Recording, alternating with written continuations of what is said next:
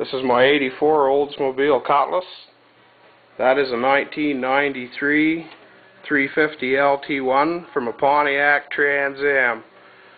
This motor run when it was pulled at the wreckers, but I cannot get it to fire. I have one brand new battery fully charged. I got this computer with the car. All the engine's wiring come with the engine. And I wired in this part of the factory underhood electrical center.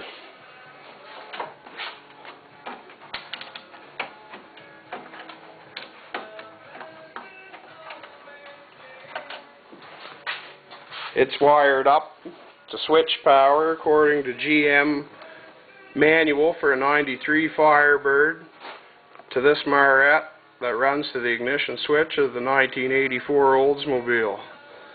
It powers up well, has no blown fuses, does not blow any fuses, and I haven't had any problems with that circuit. I deleted the stuff like the fog lights, airbag, and ABS out of that I did not need for this car.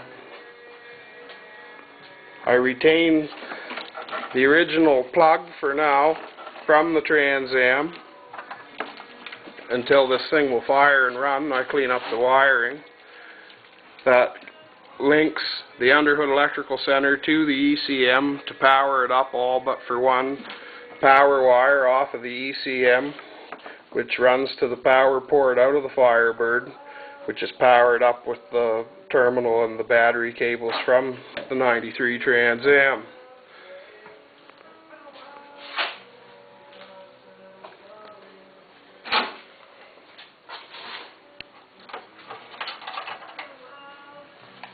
First thing to do is to see the optical sensors getting power, the key on and the engine off. I've already checked the continuity between the distributor and the service port.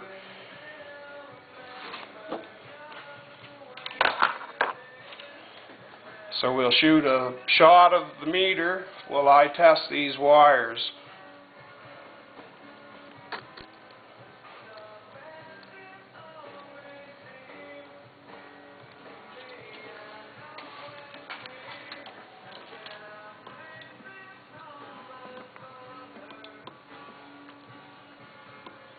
There's one 5-volt reference wire. There's 12-volt power. There's the other 5-volt reference wire. The third wire in question should test out to be a ground. So we'll stick the test light in it, which we already have hooked to the positive terminal of the battery.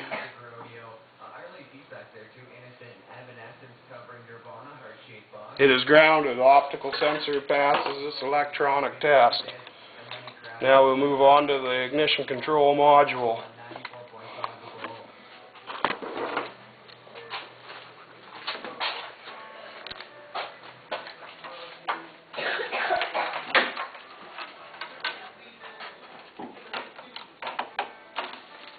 In the ignition control module, we should have two wires hot with 12-volt AC power, according to General Motors.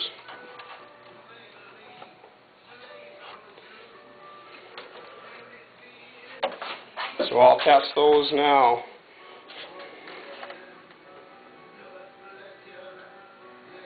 It's 12-volt power on that wire, 12-volt power on that wire. They're the two outside wires.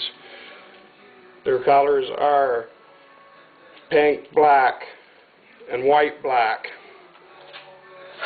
Now we'll switch to AC voltage and check for signal from the ECM and the ignition control wire, which is the white wire in cavity B. Get a shot of that meter. Crank her over. Good. Crank it over again. Good. That's pulsating voltages within specs between 1 and 4 volts AC. We're cranking over the engine. Now we will test the ground on the ignition control module with the same method, the test light hooked to the positive terminal of the battery.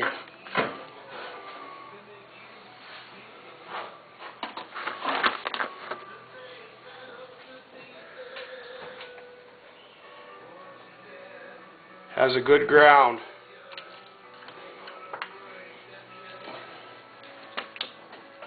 Now we'll move to the ignition coil itself.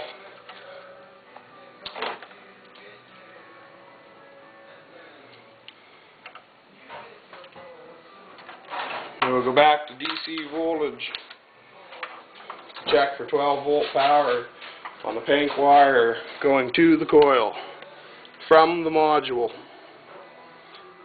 We have 12 volt DC power coming through the ICM. Now once again we'll check AC pulse. We're cranking the engine over on the signal wire from the ignition control module.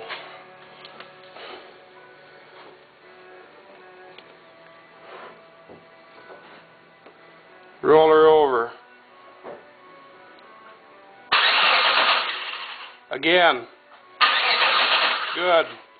We have no pulsating voltage, no signal coming from the ECM to the coil. I believe this may be my problem. I have a no fire situation with an engine that runs fine when pulled at the wreckers.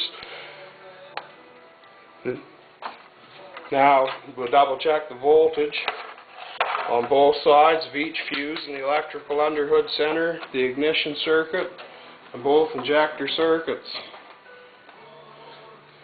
Here's side 1 of ignition control, 12 volt, good. Side 2 of ignition control, 12 volt.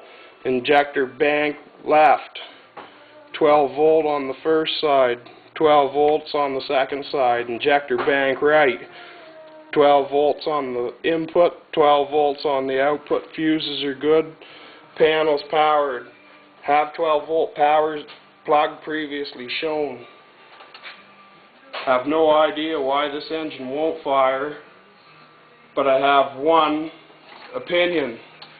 We tried to run a hot wire straight to the ignition control module right here, and we hooked 12 volt constant power to that. That is the A12 wire from the ECM, which is ignition control, that fires the module.